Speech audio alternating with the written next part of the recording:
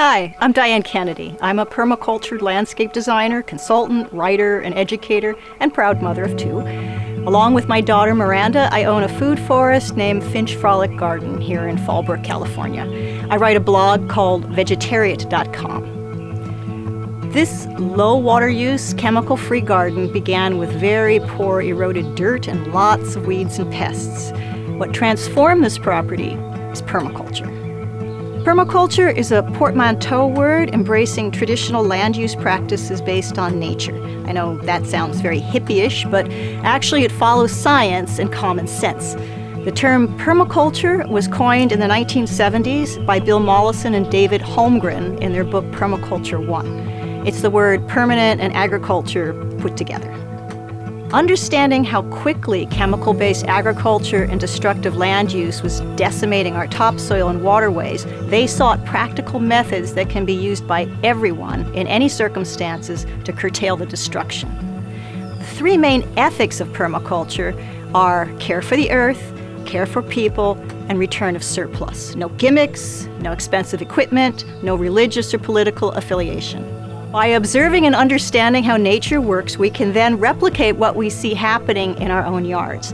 Permaculture means cleaner air, healthier soil, more pure and abundant fresh water, more meaningful labor, and increased habitat to slow the rate of extinction.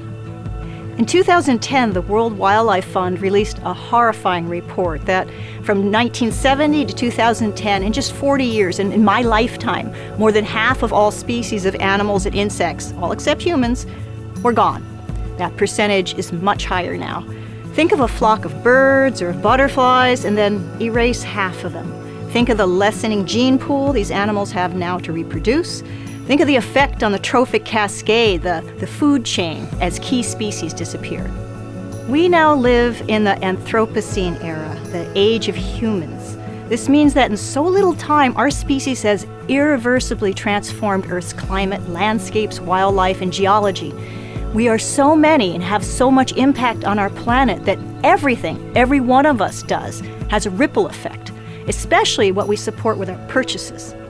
If we thought that it is okay to remove natural areas for shopping malls, homes, or roads because the wildlife would just move elsewhere, we were wrong. They die, except for survivor species like rats that don't have the predators alive anymore to keep their populations in check. Without non-human life on all levels, we will die as well, but each of us has the capacity to do something about it, and here is where permaculture is vital. Permaculturists are soil farmers first. Plant health is a byproduct of appropriate soil building. In every teaspoon of good, healthy soil, there are more microbes than there are people on Earth. We feed the soil and not the plants. By providing microbes with the food, water, and protection they require, they then provide all the food the plants around them need. The plants can take up as much nutrient as they need when they need it. When you apply chemical fertilizers, you kill off microbes in the soil, causing it to compact and shed water. Plants receive only a few nutrients from chemical applications, and if they can't take them up, the rest washes into our water table and stream beds, causing enormous environmental damage. Ever seen a stream bed full of algae and grasses all choking it so that the silt builds up? It's not a clean running stream anymore. That's mostly caused by the use of chemical fertilizers and too much human building. You aren't just fertilizing your lawn, you're fertilizing weeds in the waterways and killing them. Over 97% of all California's waterways are gone. Try to wrap your head around how many animals and insects that would have lived in those waterways that are now dead. So how can you help? How can you change this around? Start in your own backyard. Understanding the needs of your plants will help you build the appropriate soil for them. Most native plants to this area and many Mediterranean varieties don't want a loamy, rich soil, but rather poor soil with good drainage. Many fruit trees and vegetables want a wormy soil with lots of rotten organic matter in it. By giving the plants the appropriate soil, you don't need to use chemical fertilizer. A large part of permaculture is the understanding of how plants function, and then arranging them in groups where they help each other grow without much competition. This creates a plant community. Plant communities in nature grow this way. For instance, some plants mine for nutrients with deep tap roots. Some fix nitrogen in the soil. Others shade and protect the soil and other plants with their canopies. By planting in what is called a guild, plants have a better chance of succeeding naturally. You can arrange trees, shrubs, or even the way you organize vegetables in your garden or ornamentals in pots. It's easier than it sounds. Planting with many species of different sizes and growth patterns is also called polyculture, as opposed to the monocultures of just one species. Polyculture provides habitat for animals and insects and becomes an integrated pest management system. For every invasive insect that comes into this garden, there soon arrives a native predator that consumes it. Because no factory chemicals are used here, this garden is alive with insects, lizards, and frogs, all of which eat other insects or help pollinate. They also provide food in the food chain.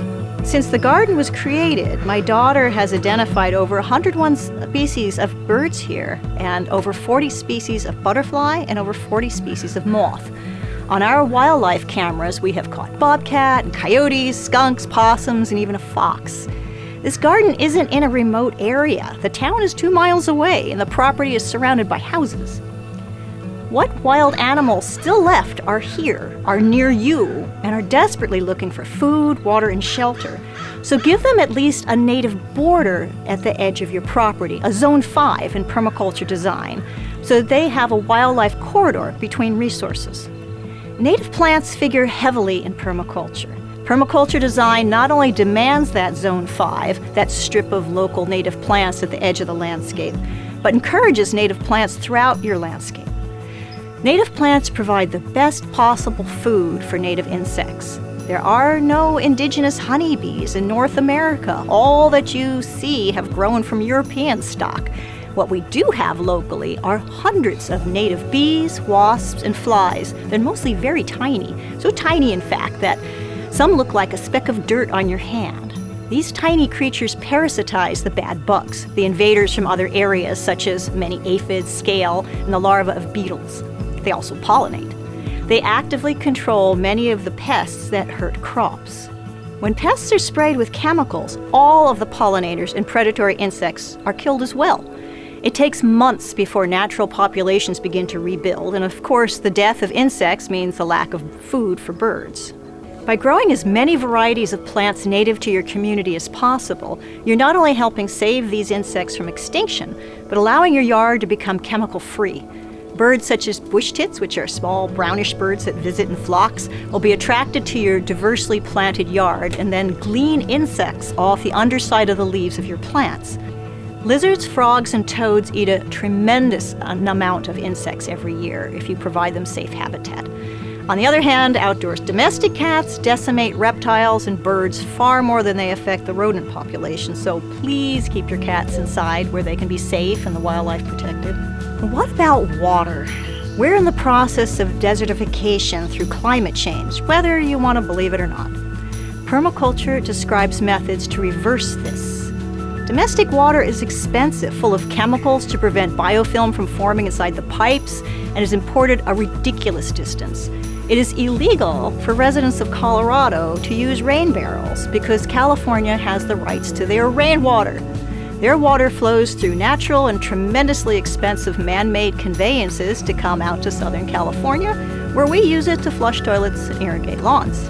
When you consider that 1 inch of rain on an acre in an hour is 27,154 gallons of pure salt-free water, then it makes no sense to shuttle that water off your property and into the storm drains, and instead water with domestic imported water. Very little of any rain actually penetrates our soils because the soil is so compacted. Here are some easy practices that you can do. By using gentle or dramatic earthworks such as swales and rain catchment basins to harvest and store that water in your soil, and by covering soil with mulch, you add to the water table, irrigate your plants, and prevent erosion and runoff. A swale is a level-bottomed ditch that runs perpendicular to the water flow. When water runs into the swale, it pacifies, it spreads the length of the swale, and then percolates into the soil. Swales are one method of harvesting rainwater and of preventing soil loss and erosion. Rain catchment basins are small, dry ponds used where swales cannot be dug on level. These pacify and percolate rainwater without spreading it laterally across the landscape. Any kind of waffling that you do to the soil to make rain sink in rather than run off helps hydrate your soil. Bare soil is anathema to Mother Nature. She covers productive soils with leaves and sprawling plants. To protect your soil from the sun, from becoming compacted from rain, irrigation, and traffic, and from being destroyed by weeds, then use sheet mulch. Lay cardboard or newspaper on top of the weeds and cover with several inches of chipped wood. All of those materials are free. Mulch transforms the soil and the health of your garden. In fact, 4 inches of mulch can suppress many pest insects that overwinter in the ground, such as thrips. The fungus that eats, decomposes, the cellulose in wood chips, called Basidiomycetes, also helps break down the cell walls of Phytophthora disease, which is actually an algae. With every inch of mulch you add to the soil, reduce your watering by at least 10%. As you can see, much of permaculture is intuitive, and once you understand the simple concepts, you can adapt them to work in your own garden. The difference between organic gardening and permaculture is that organic gardening demands many inputs such as soil additives and recommends tilling and deep digging, which ruins the soil. It's still man versus nature. Permaculture works with nature. It isn't sustainable. It is regenerative. And regeneration is something we urgently need to address in our own gardens. What we do in our own backyard resonates all over the natural world.